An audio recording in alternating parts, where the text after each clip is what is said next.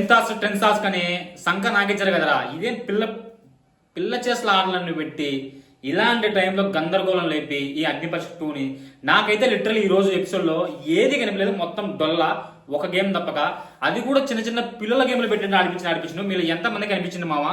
And క్లియర్గా ఈ వీడియోలో చూడు, పాయింట్ టు పాయింట్ మాట్లాడదాం. చాలా వరకు నెగిటివ్స్ ఉన్నాయి, పాజిటివ్స్ ఉన్నాయి. కాకపోతే వాంటెడ్ గా సైడ్ చేస్తున్నారని అనిపిస్తుంది, కానీ అనిపించట్లేదు అన్నంత డిప్లొమాటిక్ గా జడ్జెస్ ఉన్నారు. అండ్ వీళ్ళు ఆడే విధానం కూడా అట్లే ఉంది. అండ్ ఫస్ట్ గేమ్ వచ్చేసి నిన్న ఎవరైతే విన్ అయ్యారో జాన్స్ టీం, వాళ్ళలో మాత్రమే మళ్ళీ ఒకరికి కెప్టెన్ గా అయ్యాలని అనుకుంటారు. వాళ్ళకి మాత్రమే 5 మంది గేమ్స్ పెడతారు. అండ్ రిమైనింగ్ వాళ్ళకి గేమ్స్ లాస్ అయింది కదా. సో ఇక్కడ మధ్య జరిగే ఈ పోటాపోటీనే నిన్న జరిగిన 3 మెంబర్స్ లో అనమాట. ఝాన్సీ, ప్రియా, హేమంత్ వీళ్ళ ముగ్గురు నుంచి సెలెక్ట్ అయిన తర్వాత నాకు హేమంత్ లో నచ్చని పాయింట్ ఏంటంటే లిటరలీ ఒక్కసారన్నా కూడా నువ్వు గేమ్స్ బాగా ఆడుతున్నావు, మనోడు టాప్ నాచుకున్నాడు, కానీ మాట్లాడేటప్పుడు ఆ ఏజ్ మెచ్యూరిటీ ఏదో తెలియదు, కానీ కొంత స్టక్ అవడము, వ్యాలిడ్ పాయింట్స్ పెట్టలేకపోవడము, ఈ ఎస్పెషల్లీ ఈ రోజు జరిగిన మ్యాటర్లో అంతకంటే దారుణంగా అరే ఏం చేయలేకపోయింది కదా అని రామకృష్ణ అని చూస్తుంటే సమ్ టైమ్స్ మనోడిని ఏమైనా కావాలనే సైడ్ చేస్తున్నారా, లేదా మనోడు తికమకం అయిపోతున్నాడా, ఆ టెన్షన్ అవుతుందా, అసలు అవట్లేదు. ఫస్ట్ నుంచి నెగిటివ్ అవుతుందే ఉంది. అతను నెగిటివ్ అయ్యే సమయంలో ఈ రోహిత్ టాప్ అనేది లేచిపోతుంది అనమాట. ఆ గ్రాఫ్ మనోడు డౌన్ అవుతుంటే ఇతని గ్రాఫ్ ఎక్కుతుంది. అండ్ మధ్యలో ఈరోజు అబ్జర్వ్ చేసినట్టయితే ఒక పాయింట్ పెడితే మధ్యలో రామకృష్ణ పడుకుంటే ఈ పక్క రోహిత్ అటాక్ చేస్తాడు, ఈ పక్క వాడు అటాక్ చేస్తాడు. పాపం నాకైతే లిటరల్ చాలా బాధ అనిపిస్తుంది. మనోడు ఏదో చేయాలా అనే ఆవేదన ఉంది, కానీ అది మైండ్లోకి ఎక్కించుకోవట్లేదు. ఏదో ఒకటి తపనతో పోయి ఆడుతున్నట్టు అనిపిస్తుంది నాకైతే. మీకు ఎంతమంది కనిపించింది చెప్పు? ఆడాలని కసి ఉంది, కానీ ఆ టైం ఉంటుంది చూసావా, ఆ టైం అనేది మిస్ అవుతుంది.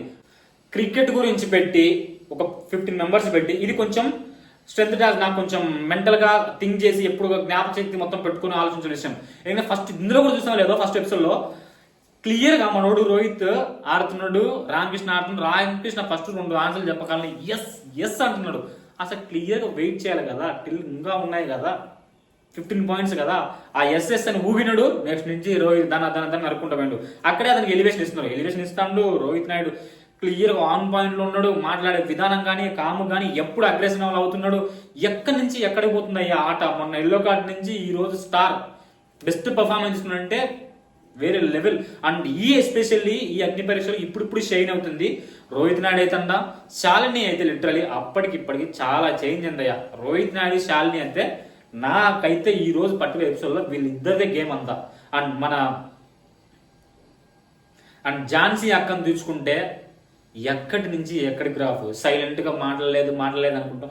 టాస్క్లు అన్ని బాగా ఆడుతుంది. కాకపోతే మనకు పల్లెటూరు నుంచి వచ్చిన వాళ్ళకి ఏంటంటే అందరి ముందు మాట్లాడాలంటే కొంచెం భయం, నా పాయింట్ పెడితే ఏమవుతుందో అనే భయంతో ఇదంతా కొంచెం చొచ్చకపోయిందా అని అనిపిస్తుంది. అక్కకి ఒక్కసారి పాయింట్లు పెట్టి రేజ్ చేసి వాయిస్ చేసి మాట్లాడితే మాత్రం ఊపు అందుకుంటే అనిపిస్తుంది ఝాన్సీని చూస్తే. కానీ ఆ పాయింట్ అనేది మనం పెడితే వేరే లెవెల్లో ఉంటుంది. అండ్ ఓటు అప్పీల్ చేసుకోవడం కూడా ఉంది, బాగానే చెప్పింది. కానీ మాట్లాడేటప్పుడు ఏదైతే ఉందో చూసావా, అది మాత్రం కొంచెం చేంజ్ అయితే మాత్రం వేరే లెవెల్. నాకైతే ఈ పర్టికులర్ ఈ ఎపిసోడ్లో ఈ రామకృష్ణని చూసినా, మిథిలేష్ని చూసినా చాలా బాధ అనిపిస్తుంది. మిథిలేష్ ఏమంటే క్లియర్గా ఏది చూసినా తన ఫిజికల్ టాస్క్ మీదే పోతుంది కాబట్టి నిన్న పాయింట్ బాగా మాట్లాడాను, ఇదో పాయింట్ పెట్టడమే లేదు, సైలెంట్ అయిపోయిండు. అసలు నాకైతే ఈ జడ్జెస్ని చూసిన తుప్పాస్ గేమ్లు పెడుతున్నారు. అవన్నీ సమోసా, స్టార్ ఫిష్, ఇవన్నీ బొమ్మలు బాగానే ఉంది. ఈ సృష్టి ఒకటి బ్లాంక్ వదిలిపెట్టింది. బ్లాంక్ వదిలిపెట్టి బాక్స్ క్లియర్గా పెట్టినారు కదా, అక్కడ ఏదో ఒకటి నువ్వు సింబాలిక్ కాకుండా ఏదో ఒకటి నాకు గుర్తుంది నేను పెట్టినానండి, లాస్ అయ్యా. అక్కడ పెట్టుంటే ఈ వరస్ట్ పర్ఫార్మెన్స్ అనేది తీసుకునేది కాకుండా ఉండే.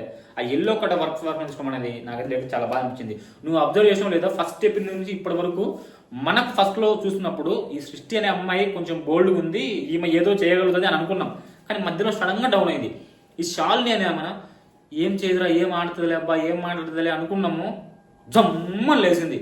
అదే చెప్తున్నా, ఈ అగ్ని పరీక్ష ఎపిసోడ్లో జస్ట్ 2 ఎపిసోడ్స్ కింద అనుకూలిస్తే ఎవరు రాతైనా మారుతుంది. ఇంకా మించిపోయింది లేదు, ఇంకా బాగుంది, ఇంకా బాగా ఆడితే బెటర్. నాకైతే ఎస్పెషల్లీ కమ్బ్యాక్ రామకృష్ణది. ఒక్కసారి రామకృష్ణ బాగా ఆడి ఈ అమ్మాయి బాగా అన్నారా నాయన వీడు పోయినాక అనే మాట వస్తే చాలా అనిపిస్తుంది బా. ఎందుకంటే పాపం ప్రతి దాంట్లో తపన పడతాడు, ప్రతి దాంట్లో పాయింట్లు పెడుతున్నాడు, దాన్ని డిఫెండ్ చేసుకోలేకపోతున్నాడు. డిఫెండ్ చేసుకుంటే వేరే హేమంత్ బాగా ఆడుతున్నాడు, ఇతను కూడా సేమ్ ప్రాబ్లం, మాట్లాడలేకపోతున్నాడు, కన్ఫ్యూజ్ కావట్లేదు, మాట్లాడలేకపోతున్నాడు. అది ప్రాబ్లం అనిపిస్తుంది. వీళ్ళిద్దరు కొంచెం కంబ్యాక్ ఇస్తే వేరేలా ఉంటుంది. అండ్ వరస్ట్ పర్ఫార్మెన్స్ సృష్టి అనేది నాకైతే జెన్యూన్ అనిపించింది.